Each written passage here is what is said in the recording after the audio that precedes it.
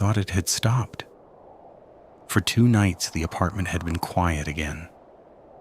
No strange sounds, no movement inside the walls, no slow breathing drifting through the darkness like it had before. I convinced myself that maybe it had all been stress, or the imagination playing tricks after too many sleepless nights. But last night proved I was wrong. It started sometime after midnight. I woke up suddenly, not because of a noise, but because of that strange feeling that someone else was in the room. You know that instinct that pulls you out of sleep when something isn't right? That's what it felt like. The room was completely dark. For a few seconds, I just lay there staring at the ceiling, trying to slow my breathing and figure out what had woken me up. And then I heard it again. Breathing. Slow. Heavy. And very close. At first, I thought it was my own breath echoing in the silence, so I held my breath and listened. The sound didn't stop. It continued slow and steady like lungs, filling and emptying somewhere in the darkness. But it wasn't coming from the room, it was coming from the wall. The same wall where I'd heard it before. The one right beside my bed. For a long moment, I didn't move. I just listened, trying to understand if there was some logical explanation. Maybe pipes, maybe air moving through the structure of the building. But pipes don't breathe. This sounded alive. A deep inhale, then a slow exhale. Over and over again. I slowly sat up in bed, every movement careful, almost silent. The breathing continued on the other side of the wall, completely unaware that I was awake. Or maybe it knew. Maybe it was waiting. The thought made my stomach twist.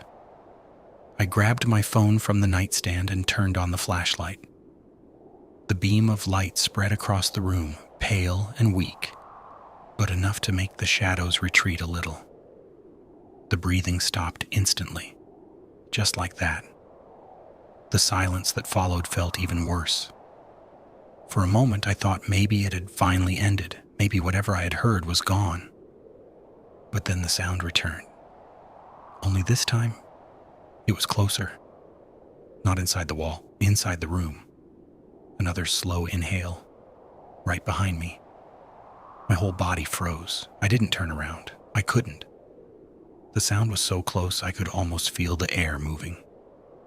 I kept the flashlight pointed toward the wall, my hand shaking slightly as the light trembled across the surface. And that's when I noticed something I hadn't seen before. A thin crack running across the paint. It hadn't been there yesterday. The breathing continued behind me. Slow, patient, like whatever it was had all the time in the world. I forced myself to move. Very slowly, I stood up from the bed and stepped toward the wall. Each step felt heavier than the last. The crack in the paint looked deeper up close. Not like damage from the building settling, but like something had been pushing from the other side. Another breath filled the room. Closer again. I could feel it now. Warm air brushing against the back of my neck. And that's when I realized something that made the fear even worse. The breathing wasn't following me, it was waiting for me to turn around. I stood there, staring at the wall, trying to convince myself that if I didn't look, whatever was behind me couldn't be real. But the sound continued. Slow inhale, slow exhale, right behind my shoulder. And then, quietly, almost like a whisper carried inside the breath, it inhaled again. Longer this time, as if it was smelling the air, as if it had finally found me, and now, I'm starting to hear it again. Right now, inside the wall, breathing. For a long time, I didn't move. I kept staring at the wall, pretending that if I ignored the sound behind me, it would disappear again. My mind tried to find explanations. Pipes, air vents, maybe even someone in the neighboring apartment. But none of those explanations could explain the warmth of the breath brushing the back of my neck. Slow, rhythmic, alive. The light from my phone trembled in my hand as I tried to breathe quietly. The room felt smaller now, like the darkness itself had closed in around me. Another inhale, longer this time. Then a pause.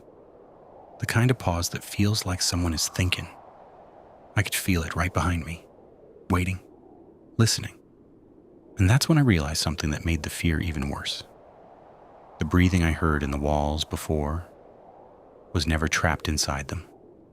It had just been moving, slowly, patiently, getting closer every night, until finally it reached my room. And now the breathing was so close that I could hear a faint sound between each breath. Not quite a whisper, not quite a voice, but something else. Something that sounded disturbingly close to my own name.